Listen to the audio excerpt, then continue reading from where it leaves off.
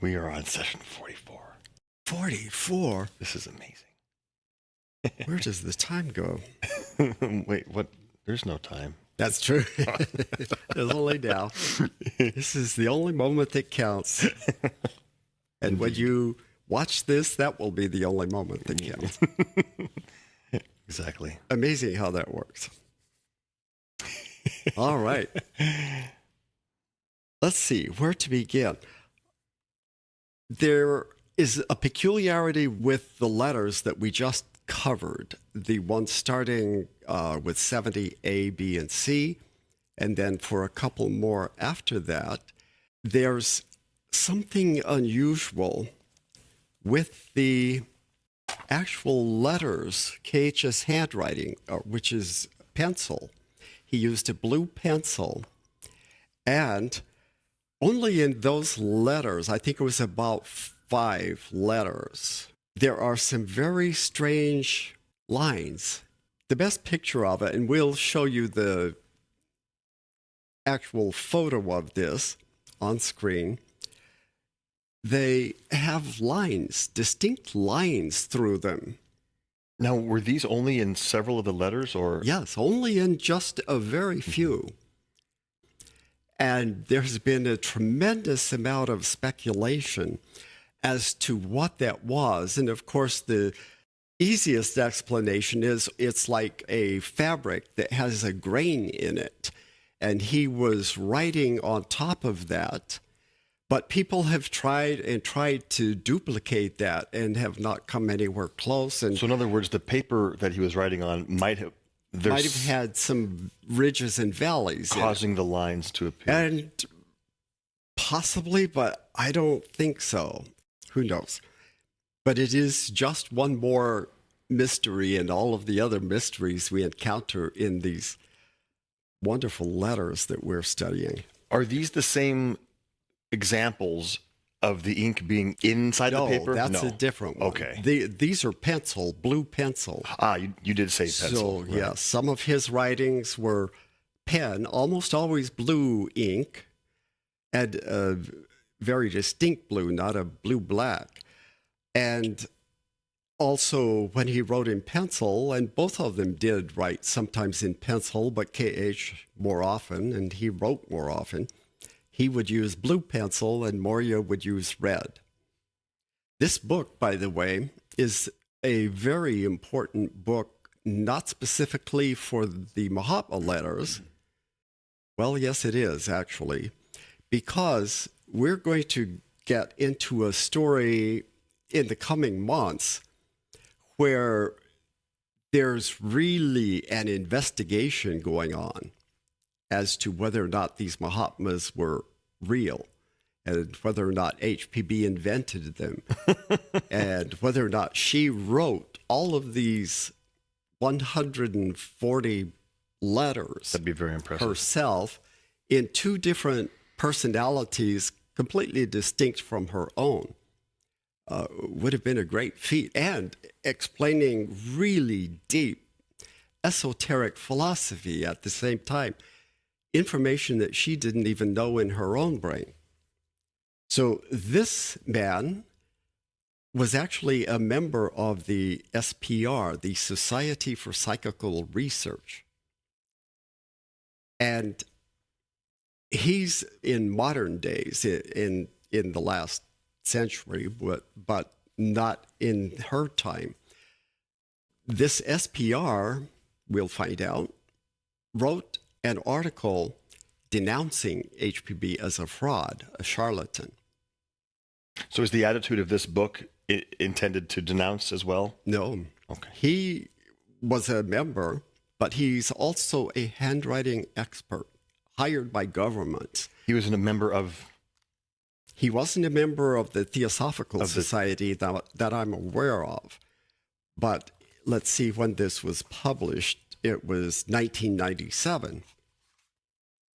And he did a serious investigation strictly on the handwriting. And his analysis is there is no way that HPB could have written those letters. And that's the only conclusion. It doesn't mean somebody else couldn't have written them. But who would that be? And what was his analysis of the striations that we just saw? This was just one more thing that was curious, but even he had no explanation. It's a mystery even to him. Do we know if other, I'll use the word secular investigators have looked into the physical examples of the letters? A few. He has the best credentials.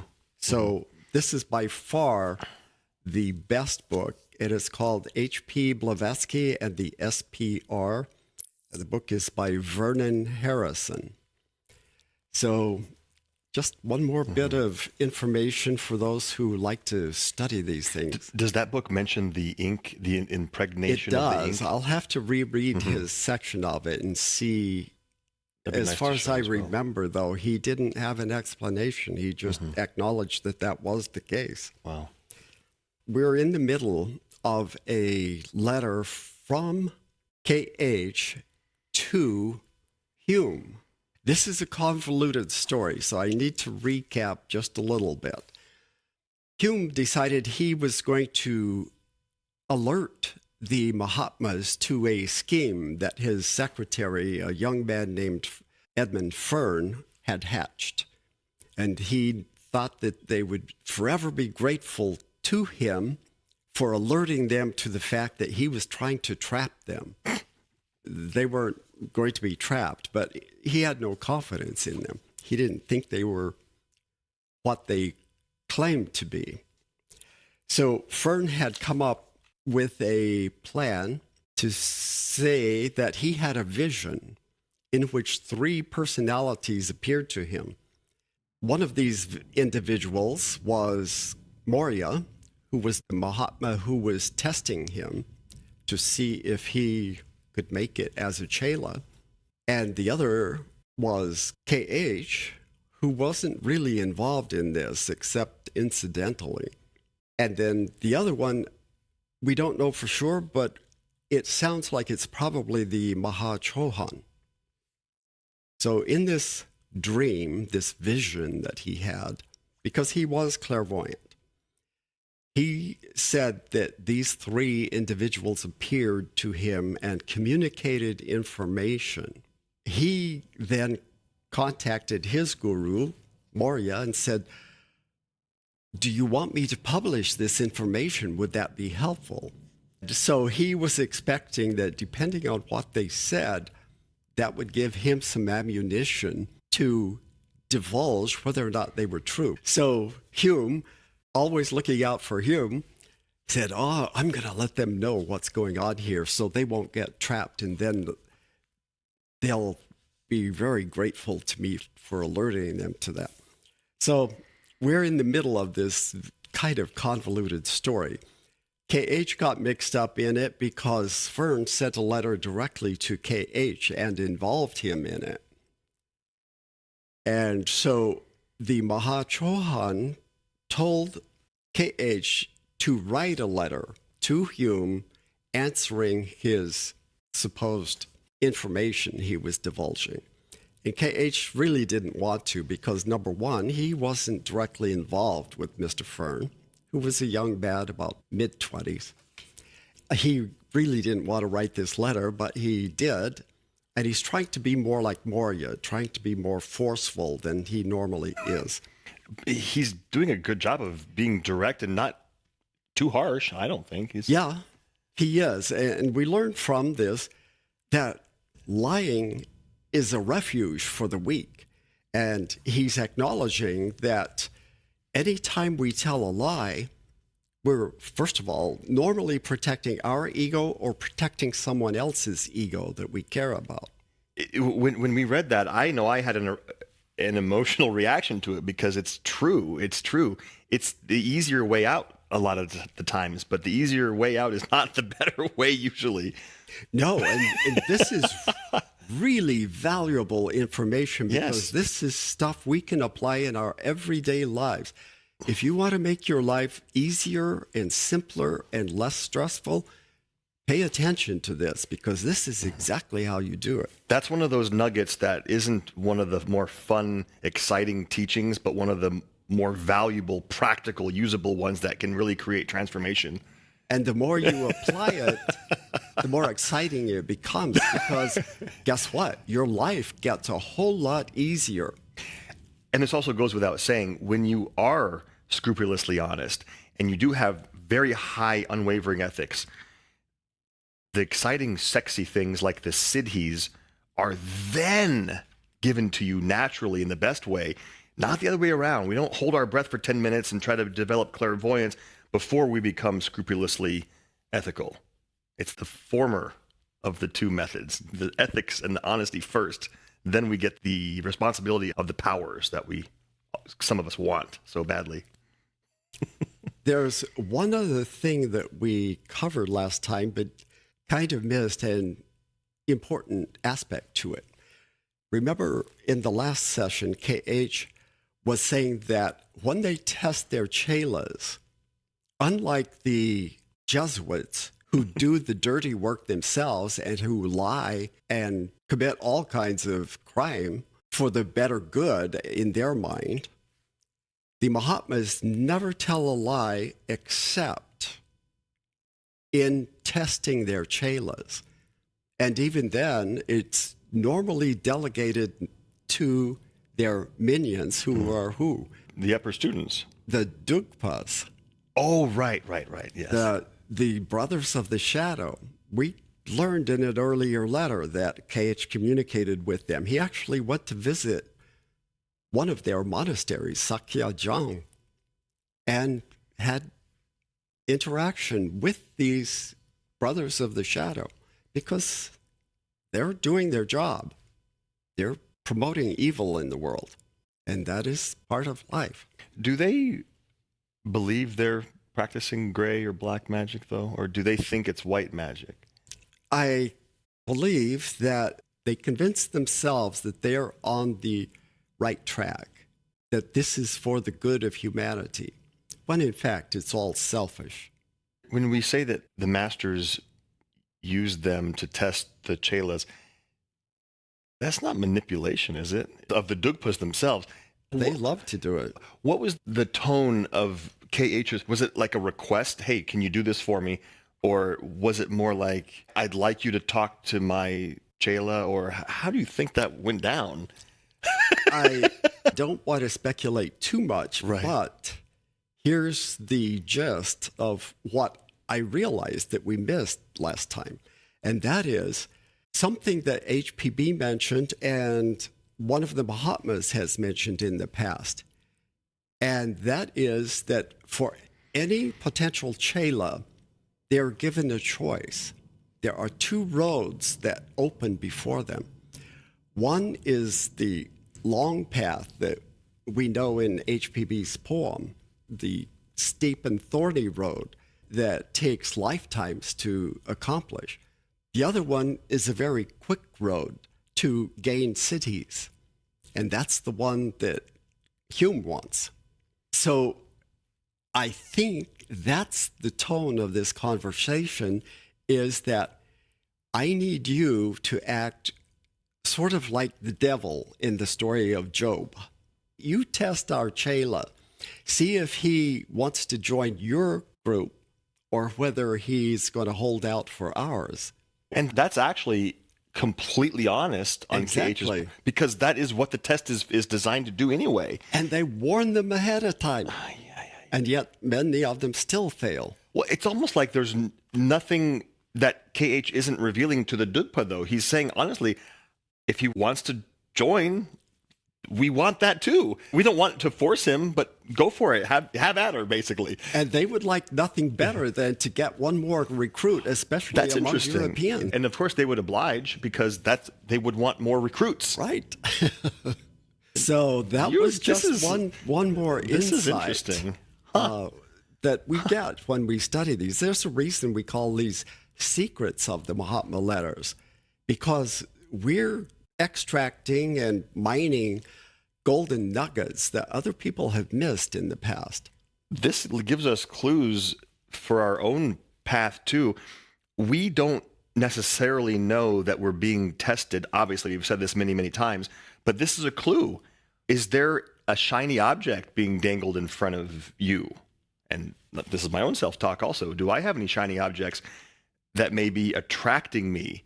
And is it a test? Am I going to go towards that shiny object? And is it really what I think it is? Or am I staying on the path that I know is true versus just squirreling around to a different shiny or attractive shortcut? That is the test. They warned their potential Chelas that this shortcut, yes, will give you cities. You want to practice certain forms of clairvoyance or... Yes, exactly. And that's what they're looking for, is clairvoyance. They want to be able to spy on people for their own benefit. And also influence people. And influence people. It gives them power. It helps them fulfill their grossest, basest desires. So, do you want to practice Kundalini yoga and gain some clairvoyant powers? It's fairly easy, and Hume is ready for that. Or do you want to join forces with them, be tested to make sure you will never, ever misuse any power that is shared with you, and that it's only used for the benefit of all mankind and for the entire world? That's what their goal is to find people who are so pure that there is no question about their motivations. I'm going to add one more last thing. When Terry says, do you want to practice Kundalini yoga and become psychic, for example, let's be clear that the practices of all Hatha yoga, of which Kundalini is a part, we do need to practice physical things. We do need to take care of our body and optimize our prana, our energy, which Kundalini can be said to be an enlightened form of prana, for example. That's just one way to view it. We do need to work on that, but in conjunction with Raja Yoga, not independent of Raja Yoga, in conjunction with it. It's both. We don't want just the power of the Hulk, for example, without the mind of a Stephen Hawking. We need both. We need Stephen Hawking, but in the Hulk's body, and with Mahatma Gandhi's kindness. Combine all those three and then go for it. Go save the world that way. Yeah. Raja Yoga always must take precedence. Yeah. Over any type of physical yoga. All right, let's get back into this story. This is a long letter that K.H. wrote to Hume, but because of the tone of it and the fact that it could create some real problems, he was reluctant to send it without getting Sinnett's approval as to the English type of comportment. He wants to know whether Hume would even have a chance of receiving it without just completely blowing up. And so he's trying to be very careful and get Sinnett's approval, and that's where we are. He is talking about the very thing that we discussed before, about lying in order not to offend people. So let's pick up there. The last thing that K.H. said to Hume, when the time comes, if it ever comes to that, we have the means to show how much of this is true and how much was invented by him. And he's talking about Fern, because Fern had claimed that he had not only information on the Mahatmas, but that he had information on their Chelas, HPB, Olcott, and Damodar among them. We left off in the same letter in the middle of it, where he's talking about how they used the Dugpas to test their potential Chelas. He said, we leave it to our menials, the Dugpas, at our service by giving them carte blanche for the time being, and with the sole object of drawing out the whole inner nature of the Chela, most of the nooks and crannies of which would remain dark and concealed forever, if not for the opportunity to test each of them in turn. Whether the Chela wins or loses the prize depends entirely on himself. But you have to remember that our Eastern ideas about motives and truthfulness and honesty differ considerably from your ideas in the West. Both you and we believe it is moral to tell the truth and immoral to lie. But here, the analogies end. and our notions diverge in a very remarkable degree. For instance, can any of England's most virtuous and truth-speaking ladies speak the truth, whether at home or in society? What would you think of a gentleman or lady whose politeness of manner and smooth language exhibited no falsehood, who, in meeting you, told you plainly and abruptly what he thought of you? And where can you find that honest tradesman, or that God-fearing patriot or politician, or a simple casual visitor of yours, who doesn't conceal his thoughts the whole while and is obliged, under the penalty of being regarded as a brute, to lie deliberately and with a bold face?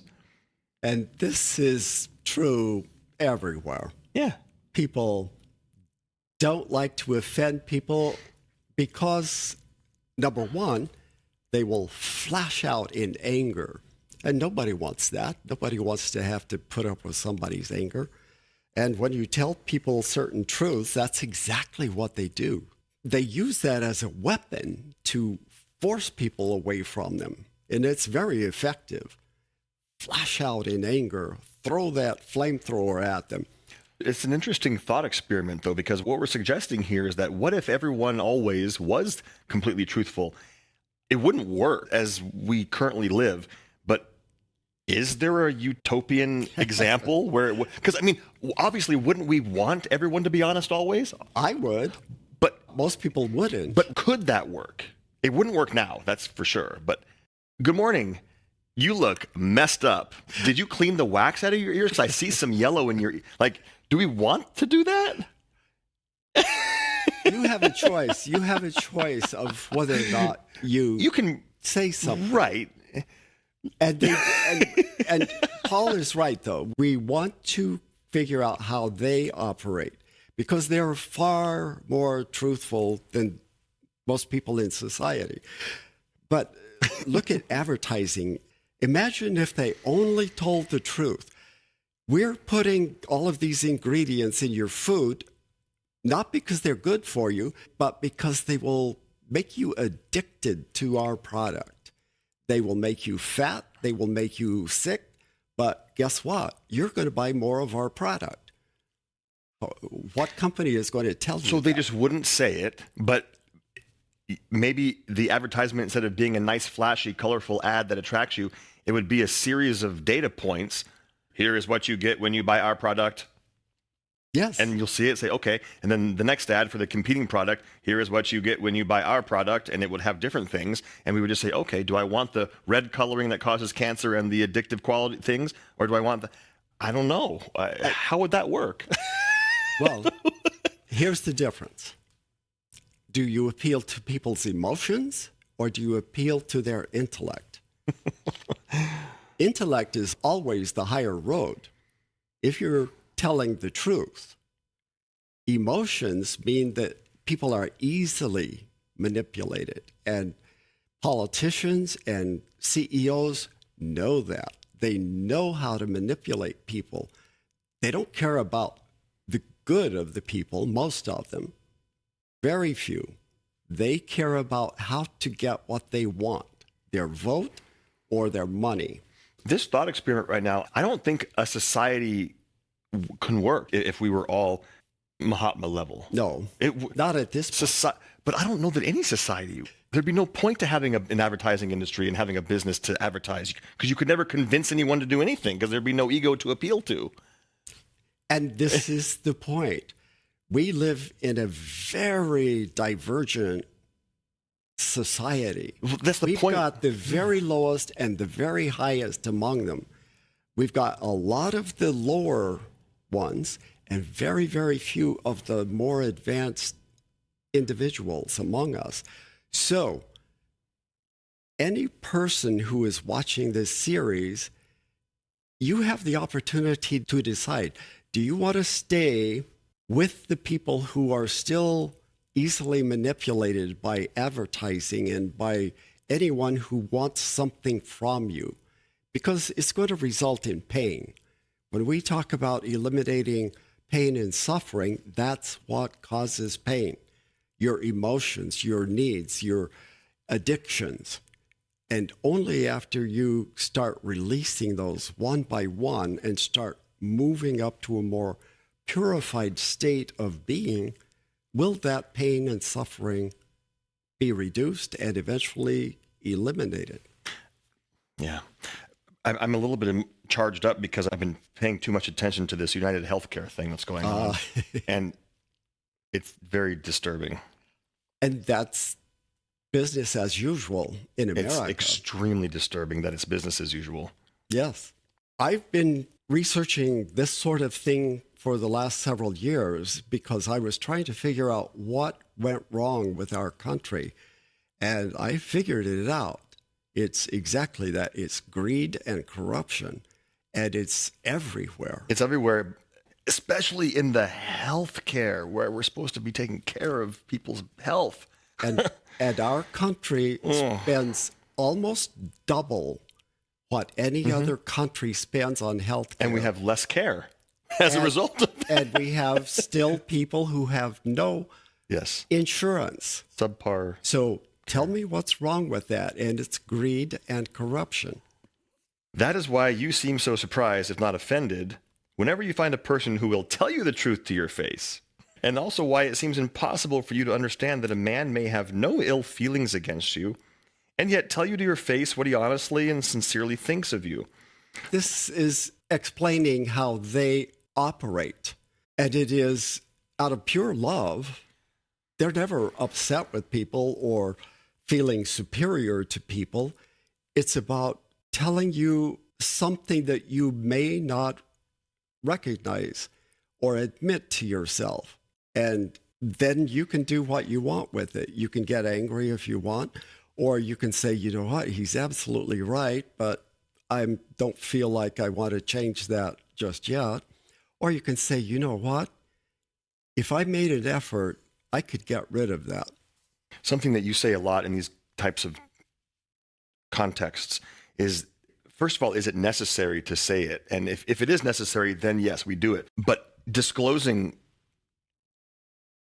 a truth to someone's face, as KH is saying, is not always necessary. And KH is not suggesting that we go around just telling everyone, you look tired, did you just wake up?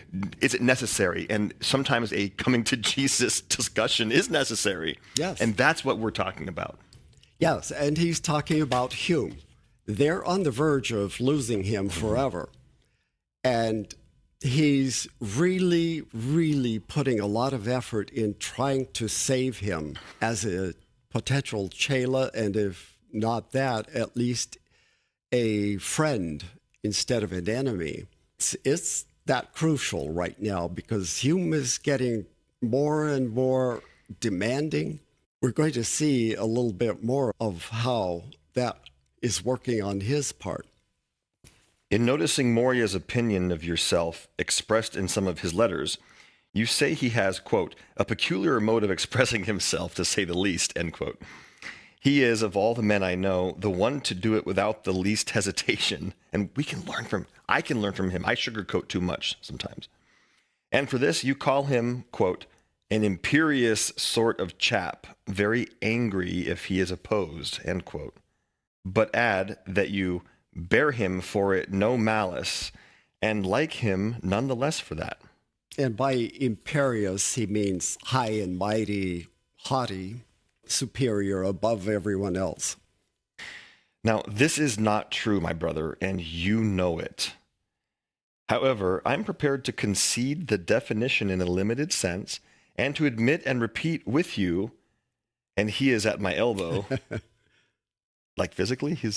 I think so. They often work side by side. Okay, physically, okay.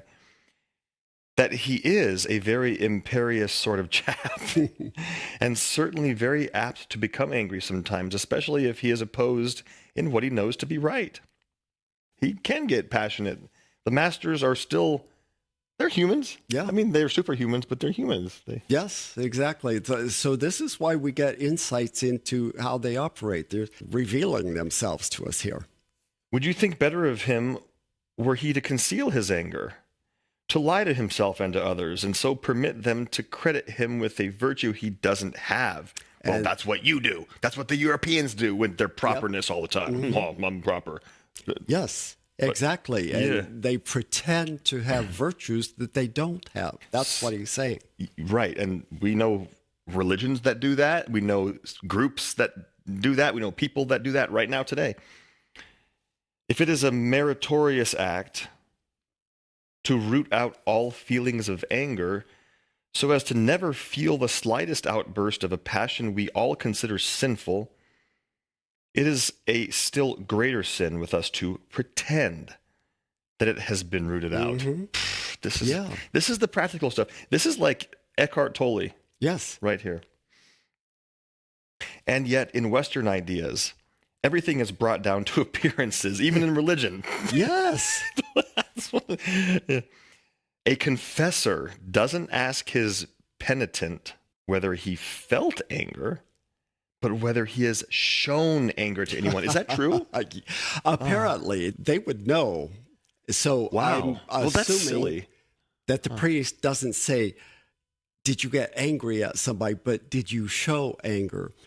Here's just an example in modern times in a certain religion that I happen to know quite a bit about.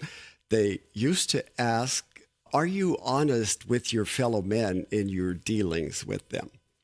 And they changed it. They changed it to, do you try to be honest with your fellow men? So you don't have to actually be honest. You just have to try.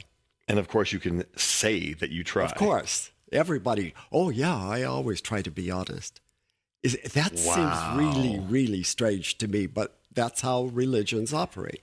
Taking that one just very small step further, of course, showing anger versus not showing it and just feeling it, that could be considered a step towards controlling it. Because if you let yourself have all these, or if you have outbursts and then work on that and then don't have the outburst, but you still feel it, I mean, that could be considered a step towards controlling your wild emotions.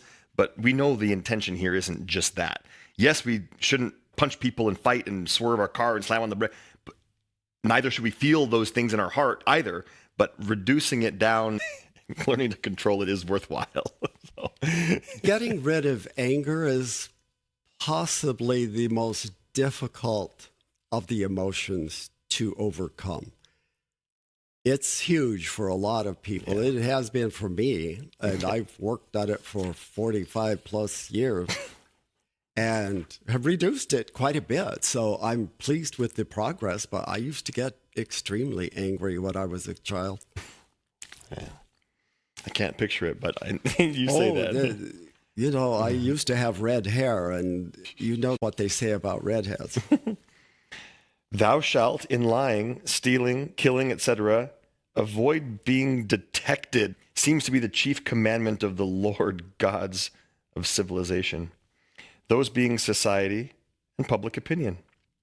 That is the sole reason why you, who belong to that society, will not be able to appreciate a character such as Morya's, a man as stern towards himself, as severe for his own shortcomings, as he is indulgent for the defects of other people, not in words, but in the innermost feelings of his heart.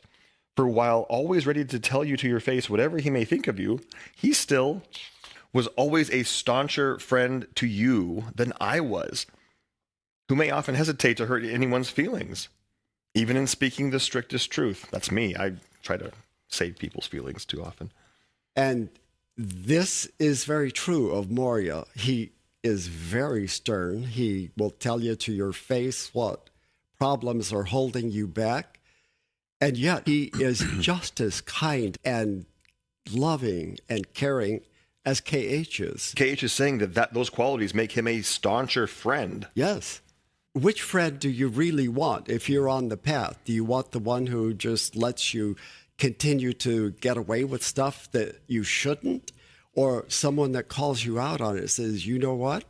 This is not acceptable. Not said in anger, but said it in love. And very concisely, this is not acceptable. You probably only have a very small number of those friends. I know I do. I've got lots of friends. But the ones that do that, very few. And which friends do you think are the real friends? The ones who call you out and say, you know what? Yeah. You can do better than that. Yes. All right, now at this point, it gets a little funny. KH decides he's going to put himself in Morya's position and speak as if he were Morya, because Morya is not going to even take the time to address any of this situation. So he's pretending to be Morya now. Thus, if Morya were one to stoop to an explanation, to explain himself as to why he is the way he is, right? Mm-hmm. He might have told you, quote, "My brother, in my opinion, you are intensely egotistical and haughty." Oh, I like this. "In your appreciation and self-adulation, you generally lose sight of the rest of mankind." Ooh.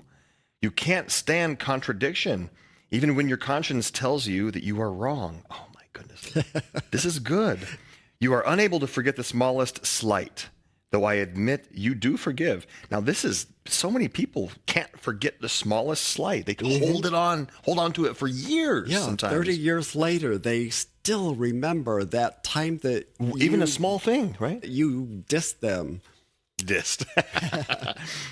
"And sincerely believing yourself to have been so slighted by me, sat upon, as you once expressed it, to this day, the supposed offense imposes a silent influence over all your thoughts in connection with me."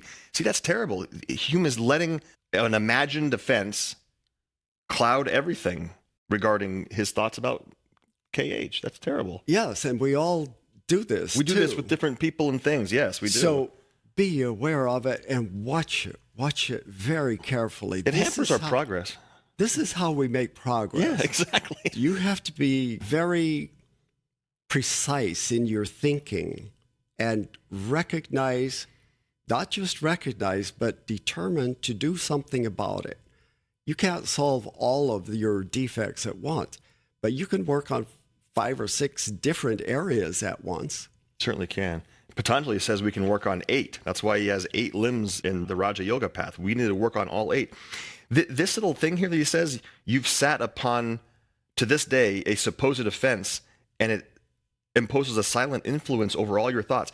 That's a drain on his energy too. Think about like gas mileage in a car. Don't you want to maximize your gas mileage? Like if you have an electric car, you want to get the most range. Why would you want to be weighted down by these heavy thoughts? Lighten your load and get better gas mileage with the precious prana and energy that we have in our day, in our lives. Don't carry this stuff. And that's exactly how it works. The people who really hold on to a lot of grudges You're being weighted down and resentment, they get very, very low gas mileage. And we're talking about energy. Right. What could they do more positive with that energy instead of just wasting it in aggravation thrown out to everyone around them? Not only are you wasting energy, but you're making it more difficult for all your friends and those people around you. Think of every thought that you think as a stone in a lake. You know how it covers the entire lake. You throw one rock. You mean the ripples? Placid, and that energy is transformed throughout the entire lake. Every single molecule of water is affected, and it affects mostly the ones close by. So every time you think a thought, depending on the quality of the thought and the strength of it, and the more times you repeat it, the stronger it gets, you're affecting the people around you, either negatively or positively. It's true. And it's karma. Positive karma or karma that's not so pleasant. "And though your great intellect will always prevent any vindictive feelings from asserting themselves and thus overruling your better nature, yet they are not without a certain influence even over your reasoning faculties, since you find pleasure, though seldom admitting it to yourself, in devising means to catch me tripping, to the point of imagining me a fool, a gullible ignoramus capable of falling into the trap of a Fern. I can prove to you that it's absurd to think that I could have been caught in the meshes of such an obvious scheme. You write that, in order to test me, Fern wanted to know if Morya wished it, his vision, published And Morya replies, falling into the trap, that he did wish it. In that vision, there are three mysterious beings, the Guru, the Mighty One, and the Father, latter being your humble servant. Now, remember, he's pretending to be Morya speaking. So father is kind of a strange term that Fern used in addressing Morya in his letters. The Mighty One, I presume, is the Mahachohan, and the Guru, I assume, is KH, because he's also involved in this. Knowing full well that I had never before then approached the young gentleman within a mile, nor ever visited him in his dreams, it is hard to believe that I would believe this vision described was real, or at least have suspicions. Then there is the difficulty of reconciling the double fact of my being an imperious chap who gets very angry when opposed, and my quiet submission to the disobedience, the rebellion of a Chela on probation, who, upon learning that Morya did wish to have his vision published, and had actually promised to rewrite it, never thought of obeying the wish after that, and thought no more of the matter. Bus, and we learned what that means. It means stop, in Arabic, right? Mm-hmm. Bus, we will talk no more of it. While openly expressing my dislike for your haughtiness and selfishness in many things, I frankly recognize and express my admiration for your many other admirable qualities, for your sterling merits and good sense in everything unconnected directly with yourself, and heartily hope you will pardon me for my blunt and rude talk according to your Western code of manners. At the same time, like yourself, I will say that not only do I not bear you malice, but like you nonetheless for that. All right, now he's done with this diatribe, supposedly coming from Morya. Having made myself the spokesman for Morya, perhaps I may be permitted to say a few words for myself. A few, it's like several pages of words. He says a few words. I will begin by reminding you that at different times, especially during the last 2 months, you have repeatedly offered yourself as a Chela, and the first duty of one is to hear without anger or malice anything the Guru may say. Now, people that worked with HPB often complained because she was similar, not quite as much as Morya, but she was direct, didn't sugarcoat things, and blunt. Yes, and that's why the English people really had a problem with her. She did not at all try to act the way they did, sugarcoat everything and try to be nice with everybody. A goody-goody, as Sinnett would express it. How can we ever teach you if we have to maintain an attitude utterly foreign to us and our methods, that of two society men? Yeah, a Mahatma doesn't operate like they do in society, or even in the corporate world, where they will tell you one thing and then in private, right, they tell their coworkers the exact opposite. If people in corporations were actually honest and caring, they would get a lot more done. I worked in a very big corporation in San Francisco at one time, and I was horrified by the office politics. I said, never, ever again. I could not put up with that. If you really want to be a Chela and become the recipient of our mysteries, you have to adapt yourself to our ways, not we to yours.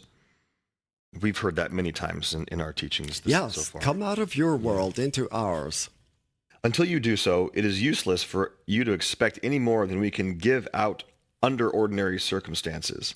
You wanted to teach Morya, and you may find out, if he allows me to have my way, that he has taught you one thing, which will either make us friends and brothers forever or cause you to break with us in disgust. We are prepared for this and are trying to speed up the crisis regardless of the outcome.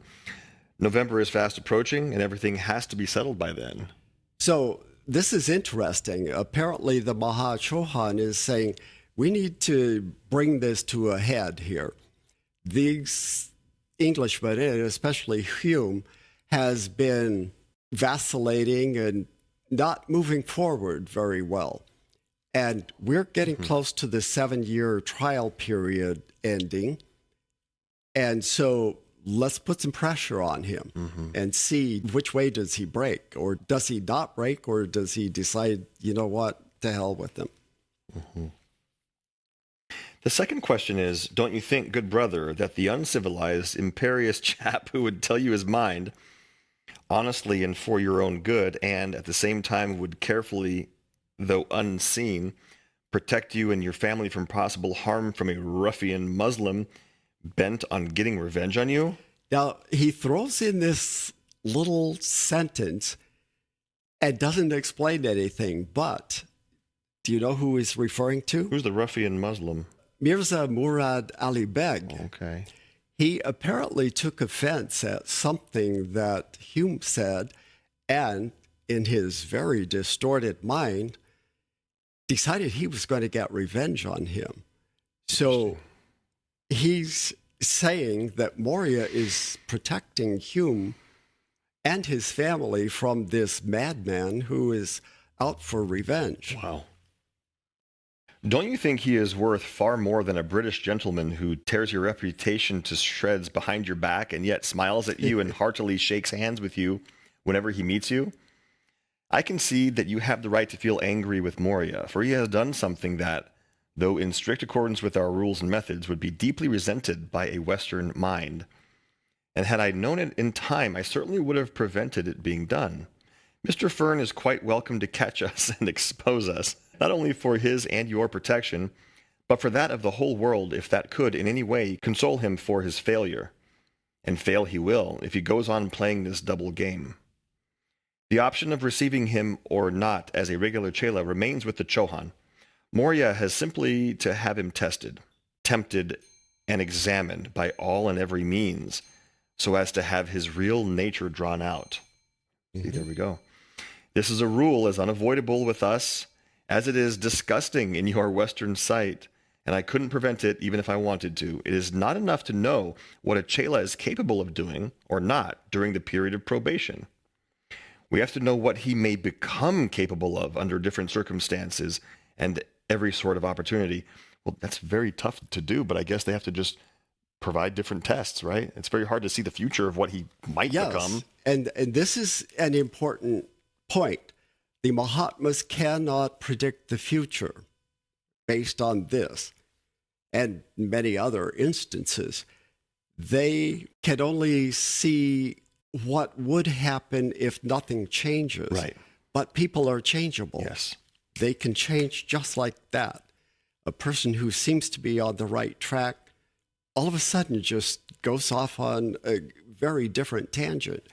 And that happens all the time. You see how many people they have tested who have failed. Yes. And in every case, they thought they were a good possible candidate at the beginning. They were all people who could have overcome some difficulties and some obstacles if they put their mind to it, but they didn't. So that's the difference. It appears they mentioned somewhere else that the Dian Chohans, on the other hand, know the future. Wow. They can predict what will happen. Wow. But as we know, the Mahatmas are in training too to become Dian Chohans. So they're in training, their Chelas are in training. Everyone has to be tested. Wow. We take all precautions. None of our Chelas, not HPB, nor Olcott, nor even Damodar, none of them can be incriminated. Now, this is where Fern was saying that he was going to reveal that some of their Chelas were engaged in some unethical behavior, and he's saying that's not true. He's welcome to show every letter in his possession and to divulge what was offered to him to do, the choice between the two paths being left up to him, and that which he has actually done, or rather not done. And the two paths being the long, arduous one or the short one, going with the Dugpas. When the time comes, if it ever comes to that, we have the means to show how much of it is true and how much was invented by him. Yeah, so they're not fooled by him one bit. In the meantime, I have some advice to offer. Watch and don't say a word. Ooh, Yeah, ooh, ooh. that's hard for him to do, though. He likes to shoot off his mouth. He was, is, and will be tempted to do all manner of wrong things. I knew nothing of what was going on till the other day when I learned that even my name was indirectly connected with the situation. I warned those I had to, and strictly forbade my own business being mixed up with it. Nevertheless, he is a magnificent subject for clairvoyance, and not nearly as bad as you think he is. He is conceited, but then, who of us is entirely free from this defect? He may imagine and say what he likes, but for you to be so carried away with a prejudice against him is very strange. You agreeing with the statement that Morya was humbugged and caught by Mr. Fern's trap is really ludicrous. Even Olcott and the old lady never believed it, since they knew he was on probation and also knew what that meant. Morya took the trouble a few days ago to prove to you that he was never taken in as you had hoped, and that he laughed at the very idea, and most certainly Olcott will give you proof of it, even though he is in Ceylon right now, in an area where no letter or telegram can reach. Now, Olcott wrote about this situation. He was in Ceylon doing his work for reviving Buddhism on the island. And in the middle of the night, he got a message from Morya psychically and told him to send a telegram regarding this situation. And I forget who it was to go to, but he woke up later and wrote down what had happened. And he said, I'm confused about what this is all about. So it was just one more proof that the Mahatmas could give him information in Ceylon, which was a few thousand miles away from where they were, and he received it immediately. Nor was this fraud, if you insist on calling it that, ever begun in our interests, for the simple reason that it wasn't in our interest, but in that of Mr. Fern and the Society, and in the ideas of HPV. So he's saying that they don't care one way or the other whether people think they're real or not, or whether their teachings are real. They don't care if everybody believes it, because those who are intelligent and elevated enough in their own consciousness will recognize it immediately. But even then, why call it fraud? He asked for her advice, he worried and pestered her, and she told him, work for the cause, inquire and search, and thus collect all evidence you can of the existence of the brothers. They will not come this year, but there are plenty of lamas descending every year to Shimla and the surrounding area, so get all the evidence you can for yourself and Mr. Hume. Is there anything wrong in that? When she received the manuscript containing Fern's vision, she asked Morya, and he who is called in it the Mighty One, and the Father, and whatnot. Oh, okay, so Morya is the Mighty One and the Father. Again, this is very muddled. So it's never revealed the total extent of what the vision was or who these people are. So we only get bits and pieces here and there. Whether he would publish it, telling her and Olcott beforehand that he would not. What Morya knows of this and other visions, he alone knows, and even I will never interfere in his way of training, however distasteful they may be to me personally. The old lady will know nothing, but you must know that, since she went to Baroda, she has a worse opinion of Fern than even yourself. I assume that in Baroda, which is a city directly north of Bombay, she must have spoken to somebody who knew Fern and didn't get very good reviews of him. I think we've had enough of this. Whatever has or will happen, it will affect only Fern, no one else. And remember, he's still talking to Hume.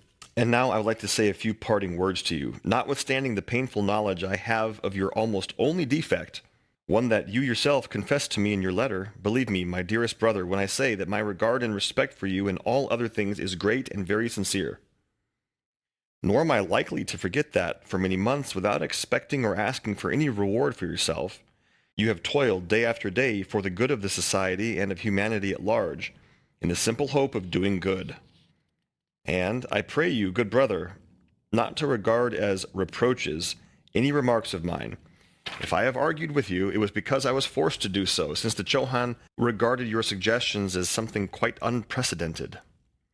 Though you may regard the arguments directed against you as undeserved reproaches, you may recognize someday that you are really requesting unreasonable concessions. Now, this is very important. Let's continue here, but he's really calling Hume out on a very specific charge. The fact that you should be allowed to acquire some phenomenal gift which would be used in convincing others, though stating that it was simply as a suggestion for consideration and that it in no way constituted a claim, yet for anyone who could read between the lines, it appeared to be a definite claim indeed. So he lied. He's lied, yeah. He's saying, oh, I just wanted to help people. And KH is saying, yeah, we know the truth. I have all your letters, and there is hardly one that does not breathe the spirit of a determined claim, a demand of that which is due, and the rejection of which gives you a right to feel yourself wronged. Mm-hmm. I do not doubt that such was your intention in writing them, such was your secret thought, and the innermost feelings was always detected by the Chohan, whose name you used several times and who took note of it.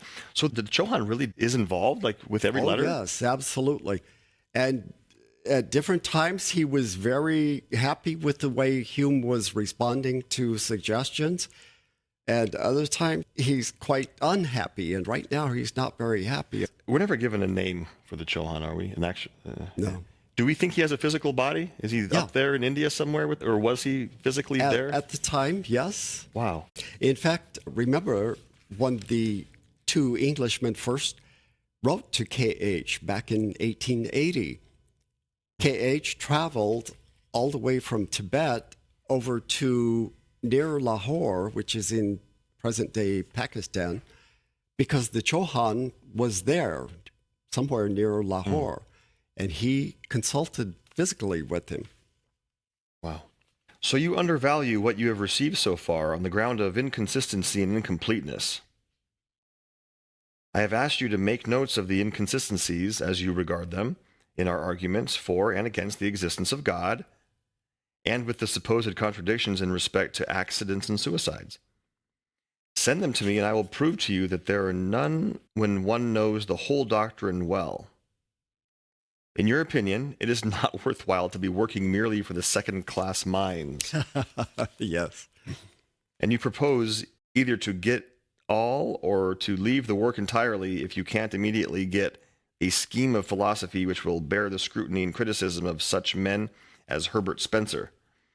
To this I reply that you sin against the multitudes. Wow. It is not among the Herbert Spencers or Darwins or the John Stuart Mills and the millions of spiritualists now going intellectually to the dogs, but it is they who form the majority of the, quote, second-class minds. So, once again, the Englishmen are intent on converting the most famous scientists of the day. Give us some proofs here. Give us enough information that we can convince them, and all humanity will believe it, because they believe everything these guys put out.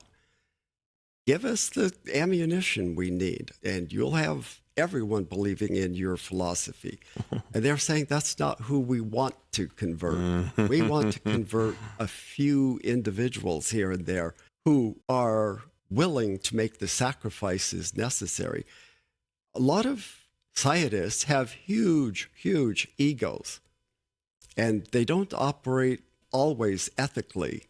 You can read some of the stories of scientists who publish misinformation because it gets them higher up in their ranking among other scientists. Wow. They don't always have the greatest ethics.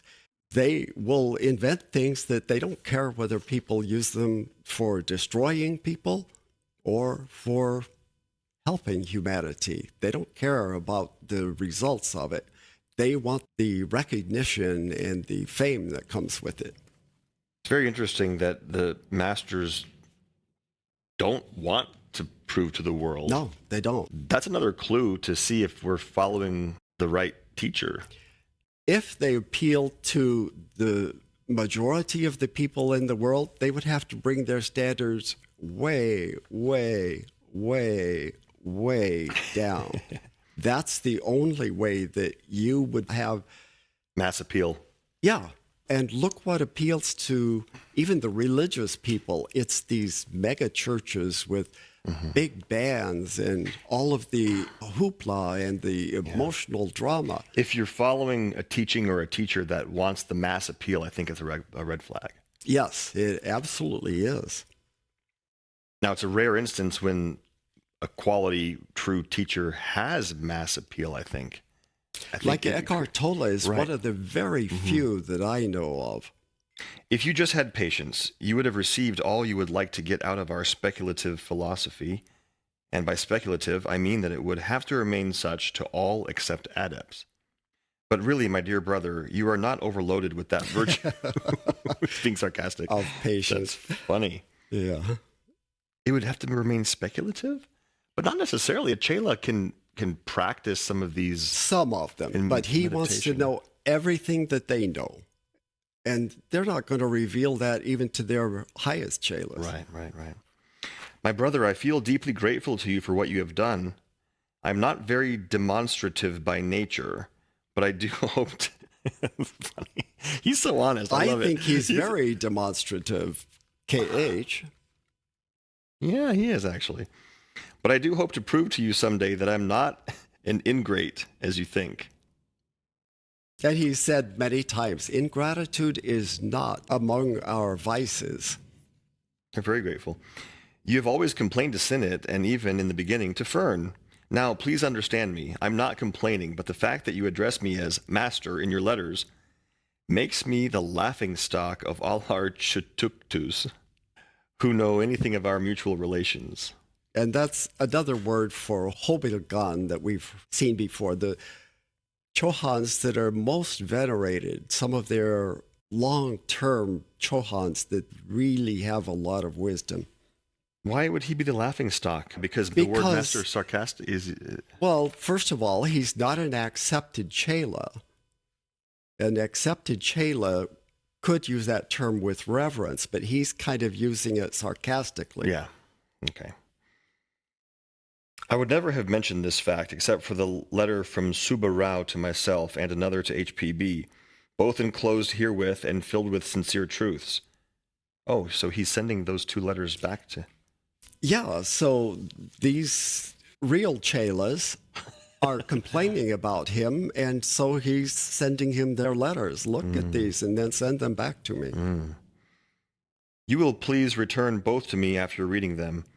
This is sent to you in strict confidence and only for your personal instruction. You will perceive therein how much you English have to undo in India before you can hope to do anything good in the country. Meanwhile, I must close, reiterating to you once more the assurance of my sincere regards and esteem. Yours, K.H. Believe me, you are too severe on and unjust to Fern. So there we have a very, very long letter. And you condensed it a lot as well. Yes, it's very condensed, but there are so many gems of information on how they work with Chelas and on specific things that we can do in our own life to make our own life more like that of the Mahatmas. Their lives are simple compared to ours.